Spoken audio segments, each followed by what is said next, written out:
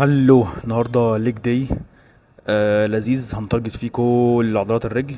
هقول لك كل اللي انت محتاجه عشان تتارجت كل عضلات الرجل. عندنا كوادز وهامسترنجز سمانه. طب الكوادز محتاجين حركتين للكوادز، حركه تكون ليج اكستنشن وحركه سكوات موفمنت. وللهامسترنجز محتاجين حركتين، حركه ستريتش سواء ديد ليفت بالدمبل او بالبار، وليج كيرل. والسمانة هنخش سيتد عادي بس. طبعا الضمة والادكتورز بحب اخشها قبل السكواتس عشان اسخن. فدلوقتي لعبت بلانك عشان اسخن الكور، وهبدأ دلوقتي ادكتورز. هنبدأ اول حاجة على الادكتورز. بحاول اخلي الجهاز يعني اكبر رينج عشان اخد اكبر استفادة. طبعا ايه الادكتورز ناس كتير بتفكسها عشان هي عضلة صغيرة ومش باينة، بس انا بالنسبة لي عضلة مهمة جدا. لو انت بادي بيلدر هتفرق معاك جدا في شكل رجلك، ولو انت بتتمرن عادي هتحميك من اصابات كتير، خصوصا لو انت لاعب كوره او حاجه. ودي هتساعدك ان انت يكون سكواتك احسن برضو من غير ما تتصاب. ورم اب ست اولانيه.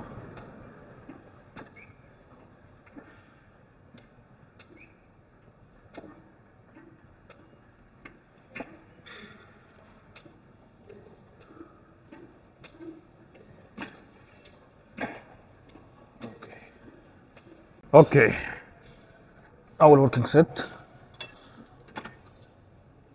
73 كيلو. انا بحب اساعد نفسي بالطلعه. اوكي.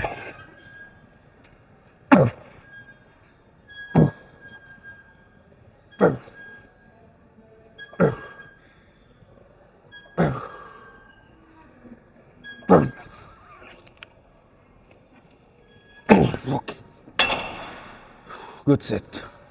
طب انا عايز اقول حاجه ايه مهمه تزعل ناس كتير.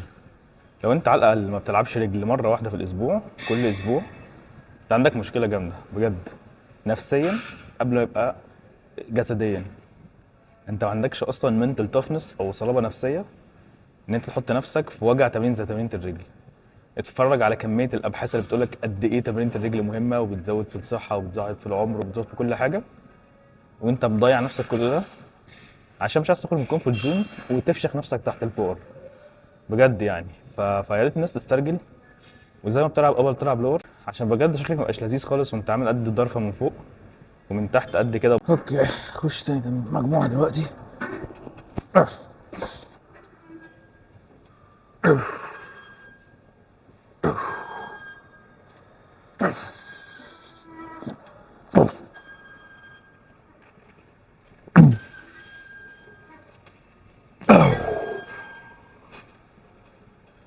اوكي،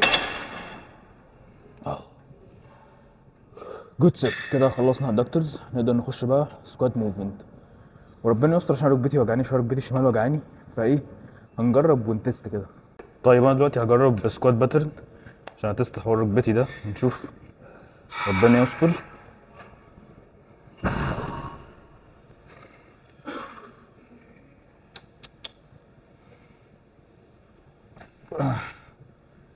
مش قادر احدد قوي بس في وجع. لا،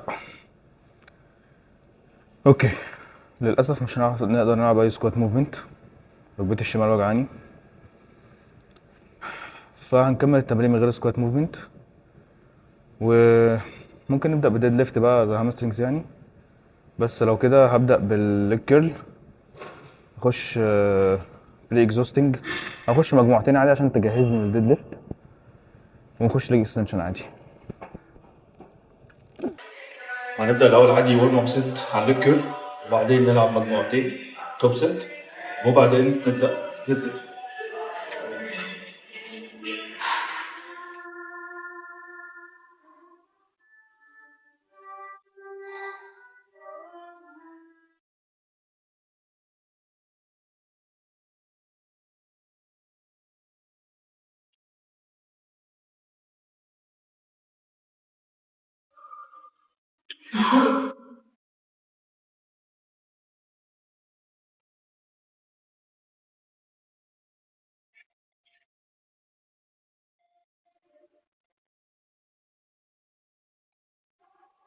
كده خلصنا ورم اب ست.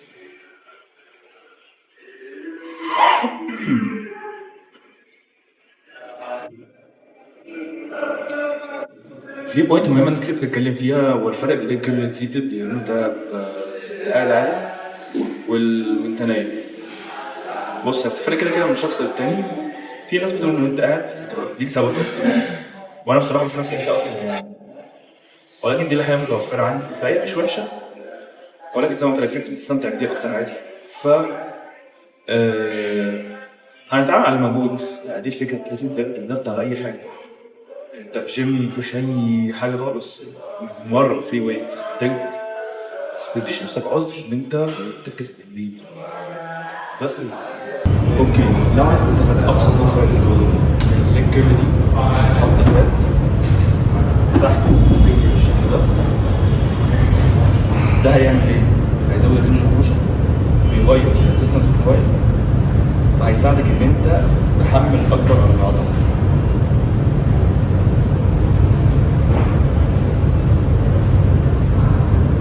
لما بحط دي بتزود الرينج اوف موشن بصراحه، وبتخليني مستريح اكتر عشان ما تشغلش اللور باك في الموفمنت.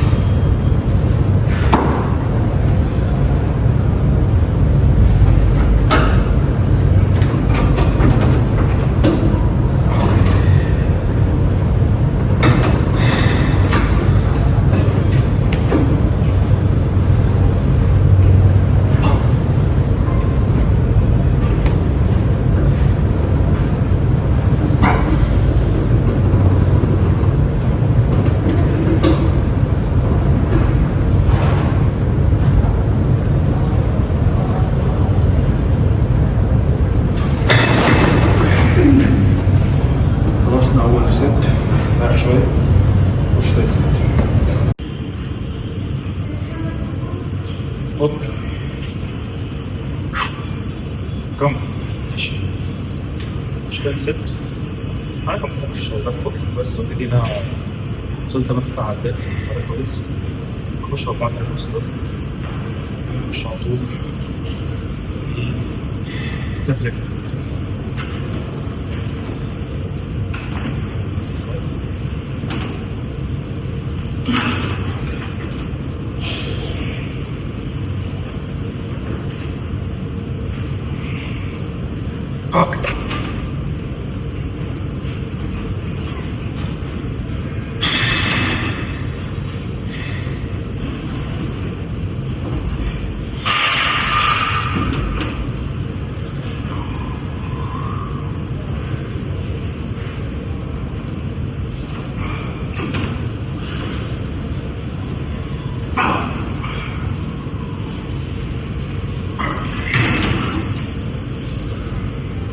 بعد ما خلصنا الليج كيرل، دي اول وظيفه للهامسترنجز، هنخش تاني تمرين وهو ستيف ليج ديد ليفت. ده برضو عشان نعمل ستريتش للهامسترنجز.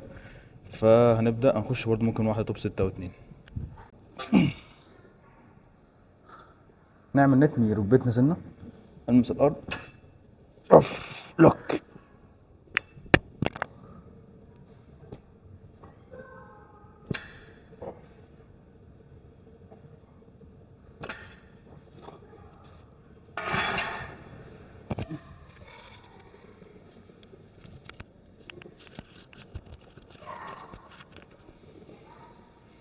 نخش تاني مجموعه، نزود برضو بليت تو بليت.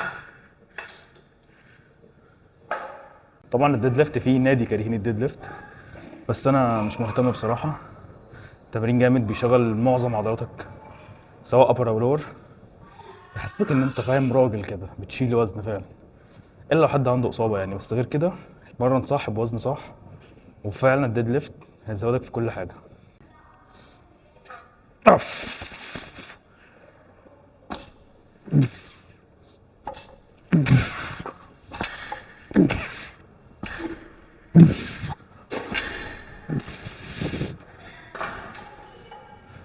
اوكي، لاست ورم اب ست.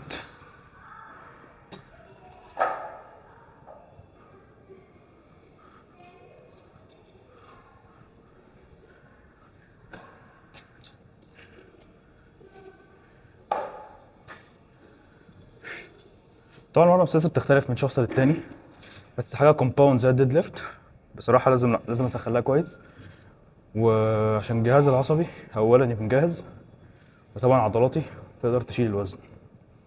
فهنخش كمان عدة وعدتين بالثري بليت، وبعدين ممكن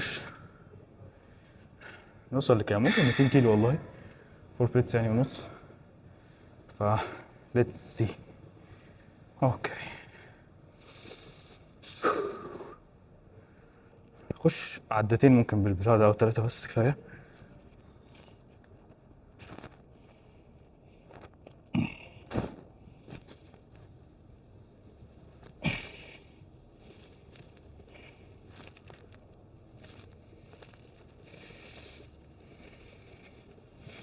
اوكي اب اب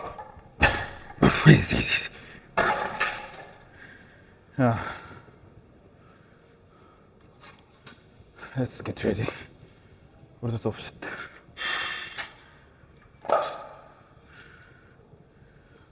اوكي في بليت ناقص.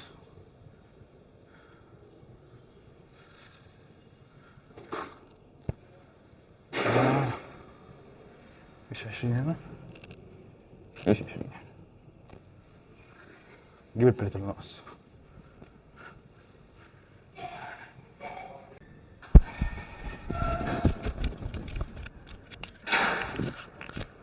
اوكي يلا نفشخ ال 200 كيلو كمان.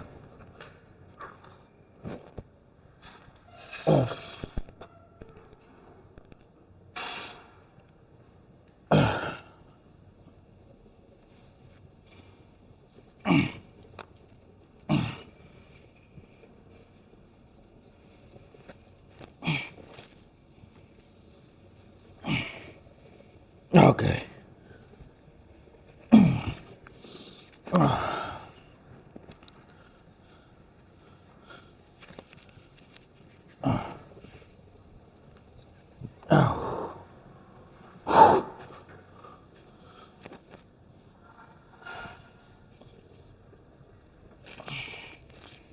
اوكي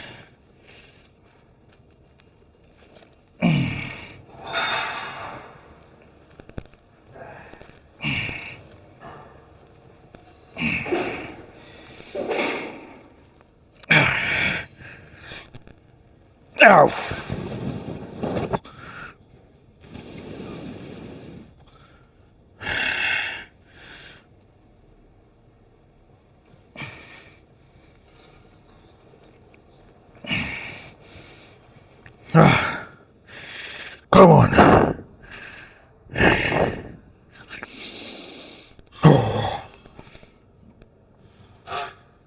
Oh, come on.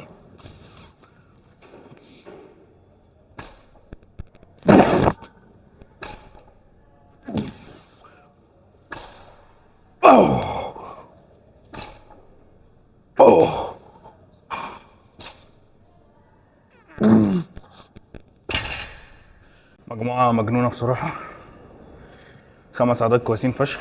بقالي كتير ما لعبتش دريفت، ف هنزل 10 كيلو من كل ناحية ونلعب باك اوف نوصل بيها للفيلير.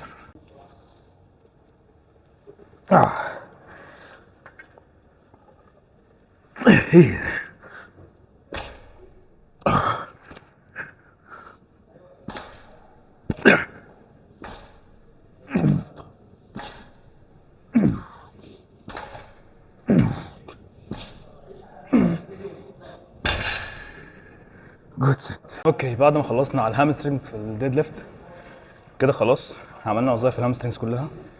ف نتست هنا نشوف لو اصابة الركبة دي هتأثر هنا ولا لا. نص الستاك مثلا. اوكي شغال لذيذ ماشي. ورم اب ست عادي جدا.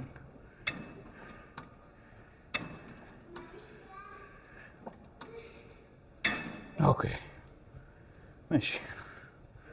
فول ستاك الجميل بصراحة.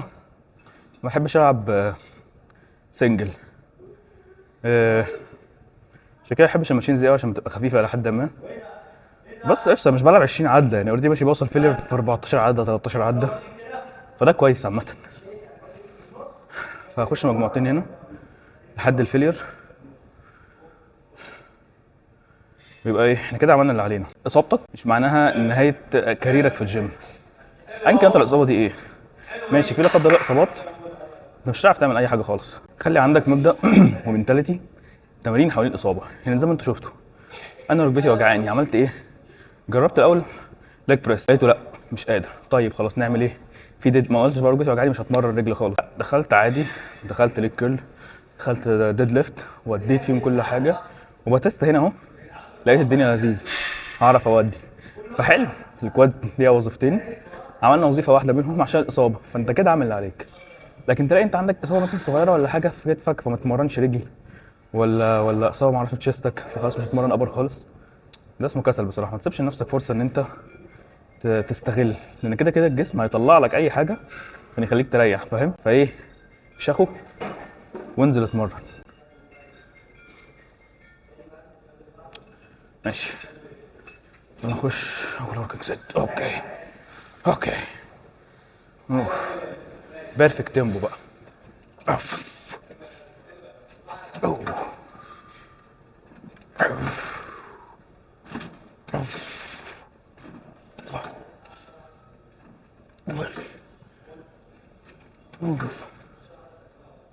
Hey, come on.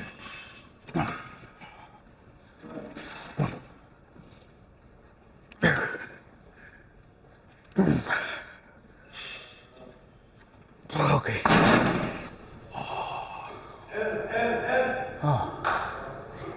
اوكي 13 عدة.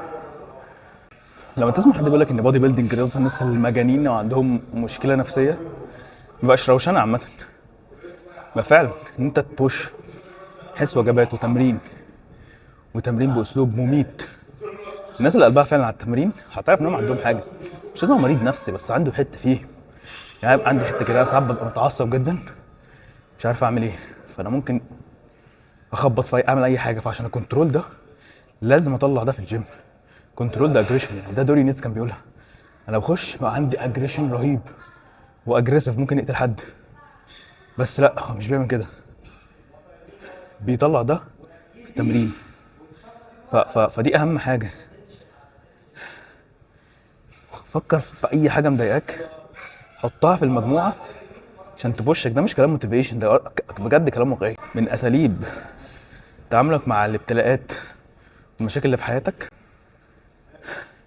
انت كده مش هتهرب منها، الابتلاء ده امر واقع فانت مش هتهرب منه، بس انت قادر تستخدمه بافضل طريقه عشان يعني تاخد اقل عواقب ممكنه، فاهم حاجه؟ فانت عندك مشكله تصبر اول حاجه، وابتلاء تصبر عليه كده كده ده اساسي، وبعدين بقدر ما الموضوع ده مضايقك بقدر ما تطلعه في التمرين، لان الغضب شعور زي اي شعور، لو ما اتحكمتش فيه هتخسر كل الناس اللي حواليك. انت طبيعي انت متضايق، فيا اما هتفضل كاتم في نفسك وتحصل لك مشكله اكبر، يا اما تطلعها في ناس حواليك وناس ملهاش ذنب اصلا، اهلك، صحابك، مراتك، اي حد هتطلعه فيه. فليه استغل ده في التمرين عشان تبقى خرجت جزء من الطاقه وفي نفس الوقت استغلتها للتمرين. ده اللي حابب اقوله بصراحه، ان انا لا، انت لازم توصل ليفل من الجنان انت فعلا بتستمتع بألم التمرين ده بجد، بعيدا بقى عن اي عضلات واي حاجه، بيديك منتال تفنس رهيبه بجد، خليك قادر قدام انت تعيش تحت ضغط، تعيش تحت المسؤوليه. مش هقولك ان ولا حاجه هتبقى متضايق وكل حاجه، بس مش هتفقد السيطره. فدي حاجه مهمه بصراحه.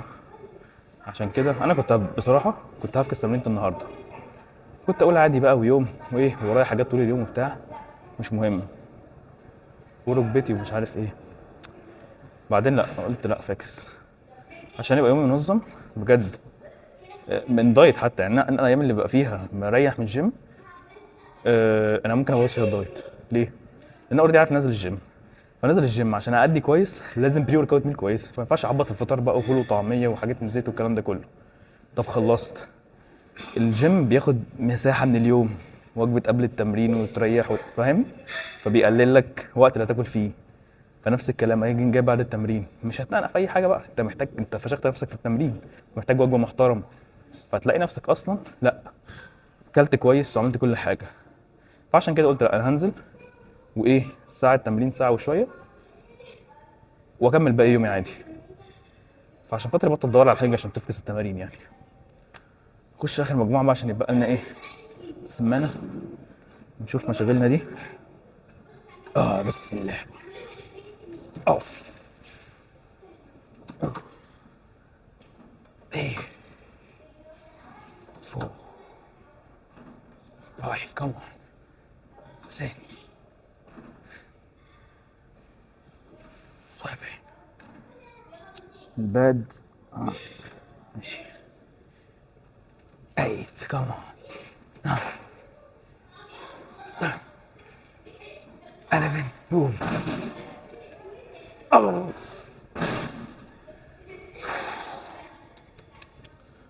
مش قادر. اوف. لا جنان اكستنشن دي لوحدها تمرين بجد مجنون. لو وصلت فيها لفيلير لا مش عارف تروح. ماشيين السمانه جنبي مش قادر اقوم. لا بجد لو كنت فكست التمرين كنت بعمل مقدر طول اليوم. كمان عندي شغل بكره، انا صاحي متاخر النهارده شويه عشان اعرف انام بدري، لازم يعني اطلع طاقتي كلها. فعشان كده نزلت بدري شويه، شربت القهوه بدري عشان ايه ما تاثرش على نومي وبس. افشخ نفسنا في التمرين واحاول ايه اصحي نفسي في مشاوير وامشي طول اليوم، بحيث ان انا على الساعه 11 12 الاقي نفسي ايه عايز انام. برضه باخد مغنيسيوم بصراحه، بيفرق جامد يعني. بصراحه السمانه في ناس كتير بتفكسها وانا مش هكدب عليكم بصراحه بفكس السمانه عشان برضه ما بحسهاش فيها الحاجه اللي هتموتك يعني. بس انا جيناتي مش وحشه في السمانه عامه، بس بصراحه انا خدت ده كعذر ان انا افكس السمانه. هتصغر عادي جدا ايه. خش لنا مجموعتين كده ولا حاجه.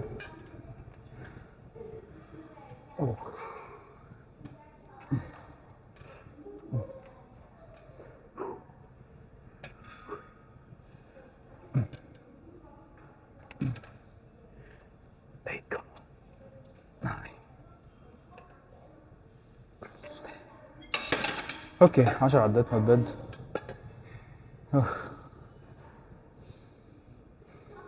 بقى لي الاسبوع اللي فات كله ما حضرتش تمرين مصارعه، عندي 2 و4 ما حضرتش. كابتن هيعمل معايا مشكله عشان ما حضرتش، بس بصراحه كان في يوم منه تعبان ويوم اتاخرت في الشغل، ف هناخد التهزيق ونسكت يعني بصراحه، عشان برضه يبقى في سنه فيا اللي هو ايه طب ما فاكس. وانا بصراحه حابب المصارعه جدا، فلو اعتبرتها باشن وعدى لا هتضايق.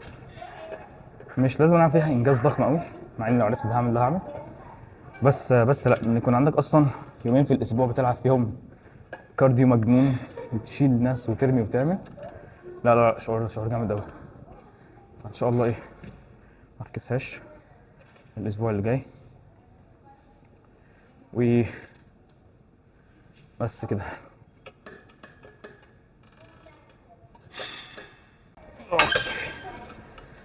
اوكي كده خلصنا تمرينة الرجل، شغلنا فيها كل اجزاء الرجل مع طبعا جزء الكوادز بسبب ركبتي. انا غيرت السبليت بتاعتي لبوش بول ليج ابر لور، ف لازم بقى بصراحه يعني اشوف اي حل واتمرن في مع الشغل، عشان بستغل ايام الاجازه اللي بتمرن فيها وخلاص. فان شاء الله نظبط تمرين ابر تمرين لور كمان في نص الاسبوع كده مع المصارعه، عشان بس الواحد يحس ان هو راضي عن نفسه يعني، عشان ما يجيش اخر الاسبوع وانا ما عملتش ويندم في الاخر. وبنحاول كمان نظبط الدايت. ف بس that was it for today. اشوفكم في تمرينة تانية، متنسوش تعملوا لايك وسبسكرايب. See you.